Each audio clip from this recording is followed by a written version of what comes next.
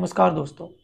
तो आज भी हमारे देश में कोई ऐसा तरीका नहीं है जिससे एक आम आदमी ये डिसाइड कर पाए कि हमें अपने केस के लिए किस लॉयर को एंगेज करना है। कई बार देखा जाता है कि जब किसी के ऊपर कोई केस हो जाता है तो वो अपने किसी जान पहचान वाले व्यक्ति के पास, किसी दोस्त के पास, किसी रिलेटिव या एक्सटेंडेड फैमिली में किसी जान पहचान वाले के पास अपना केस लेके चला जाता है और इस उम्मीद के साथ जाता है कि ये व्यक्ति उन्हें अच्छे से जानता है, उनका दोस्त है, तो उनकी अच्छे से मदद कर पाएगा।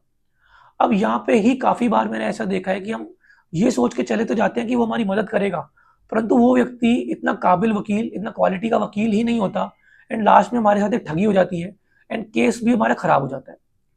दोस्तों, कुछ चीज़ों का हमेशा ध्यान रखना पड़ता है अपने लॉयर को एंगेज करने से पहले। सबसे ज़रूरी चीज़ है दोस्तों यहाँ पे एक याद रखने वाली कि केस आपका है, आपकी लाइफ डिसाइड करता है। लॉयर के लिए आप एक क्लाइंट हैं।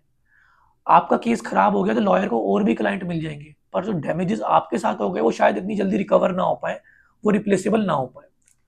तो इस वीडियो के अंदर मैं आपको बताऊंगा कि कुछ चीज़ों का हमेशा आपको ध्यान रखना पड़ेगा जब भी आप एक लॉयर को एंगेज कर रहे होते हैं। दोस्तों, कुछ वक्त पहले मेरे पास एक मैडम आई, उनका एक मैट्रिमोनियल का केस चल रहा था। अब उन्होंने पहले एक लॉयर को एंगेज कर रखा था। वो लॉयर उनके एक्सटेंडेड फैमिली में उनका ही रिलेटिव था।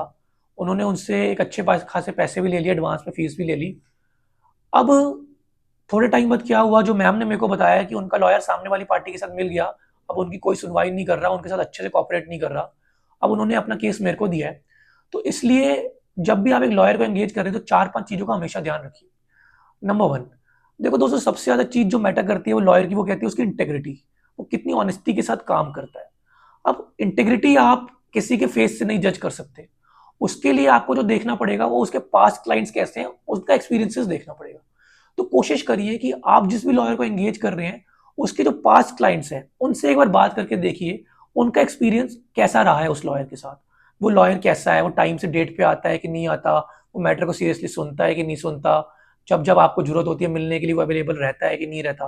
तो इन सब चीज़ों को उसके पास्ट क्लाइंट्स एक्सपीरियंस से आपको पता लग जाएगा। नंबर 2, दोस्तों, जो भी केस आप लॉयर को देना चाह रहे हैं पहले पता करिए कि क्या उसने ऐसे केसेस हैंडल करे हैं। आप उससे पूछिए कि क्या आपने पास्ट में कैसे कैसे केसेस हैंडल करे। लॉयर आपको अगर बता पाएगा कि हाँ मैंने डायरेक्टली ऐसे केसेस पहले हैंडल करे हैं, या अपने दोस्तों के साथ या अपने सीनियर्स के साथ ऐसे केसेस हैंडल करे हैं, तो आप उस लॉयर पर ट्रस्ट कर सकते हैं क्योंकि उसने पहले ऐसा काम सीख रखा है। परंतु अगर उस लॉयर ने कभी ऐसा काम किया ही नहीं है और आप पहले एक बार में उसको ऐसा काम दे रहे हैं, देखिए हर इंसान पहली बार काम करता है, इसमें कोई गलत नहीं है कि अगर लॉयर भी पहली बार कोई केस कर रहा है तो ये चीज का ध्यान रखिए कि उस लॉयर के पास उतनी नॉलेज एंड स्किल्स है कि वो उस काम को कर पाएगा।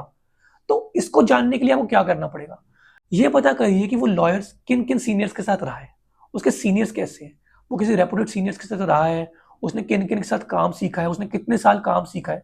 ये सारी चीज़ें बहुत मैटर कर जाती हैं जब भी आप लॉयर को एंगेज करते हैं। तो अपने लॉयर से पूछिए कि आपने किन किन लोगों के साथ काम किया, आपके सीनियर्स कौन रहे हैं।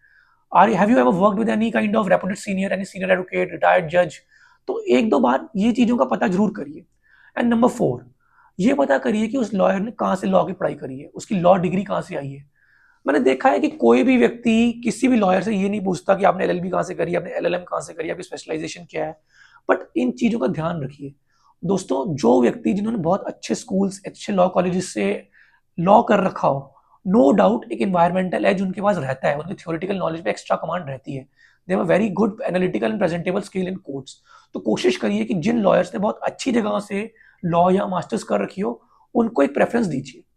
बाकी तो मैं मानता हूँ कि लॉयर्स की इंटेग्रिटी ज़्यादा मैटर करती है, लॉयर की हार्ड वर्किंग स्किल्स, उसकी इंटेंट सबसे ज़्यादा मैटर करता है। And most of the time एक इंसान की किस्मत भी इसमें बहुत ज़्यादा रोल प्ले कर जाती है। Thank you.